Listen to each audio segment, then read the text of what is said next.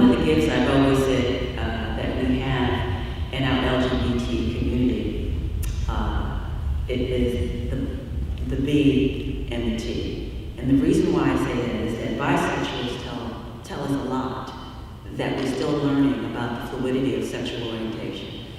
Back in the day, there was a time when you had to be one or the other. You couldn't be that intersection that the bishop is talking about.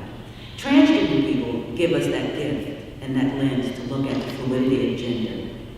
That poses tremendous problems in the African American community for two reasons.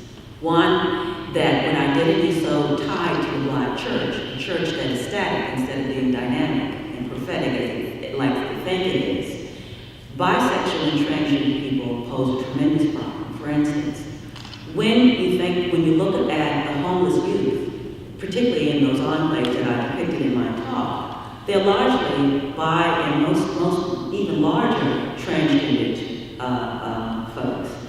So why is that? Now, just a little bit about that. One of the antecedents, but I don't hold on to that completely, because when you label everything that, well, it's because of slavery, it almost says you have no agency, meaning as African American community, and then that's not true. But the one thing that got confused, that still gets played out even in a large dominant society, slavery really confused the whole notion of sexual consent versus sexual violence. Much of Black sexuality, that certainly as we understand it, really is shaped out of the context of sexual violence. And so what happens here is that there are a couple of things that's not told, and our community is too ashamed to talk, where we clearly know of the rape of African American women, clearly, because of the children they gave birth to. No one really has talked about the rape of Black men, because that's de-emasculating these men.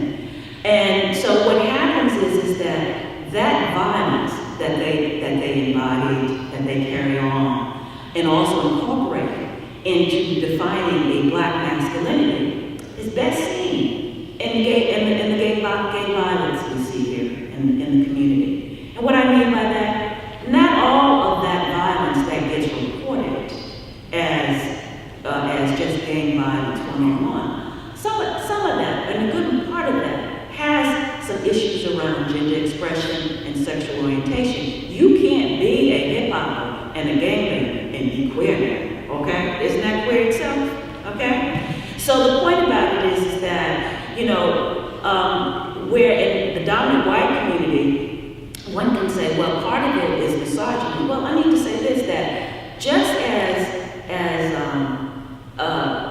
you would say in the white community that they are not as threatened by two women getting it off. Well, in the Black community is this, okay? This is the 411. Black men are not excited about lesbians, and as a matter of fact, have greater disdain for Black lesbians than they do for Black men, simply because of a number of things.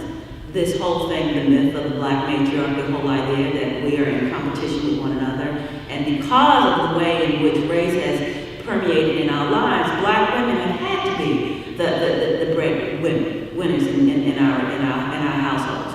So a lot of that sort of stuff that happens because of the intersection of race and poverty gets played out on Black women's children.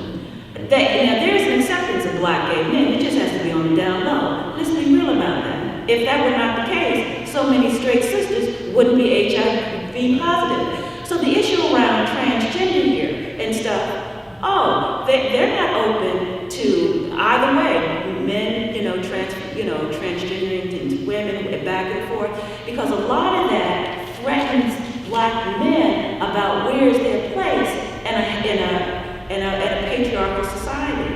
And the point about it is that until really, how when we talk about racism, we say until white people get it right and talk about among themselves, until brothers have that serious conversation about sexual violence in their lives and moments that they did, that inner child in them that wasn't nurtured, that inner little boy that needed nurturing, that didn't get nurtured, that needs to be taught so that is not played out on the backs of Black women's efforts.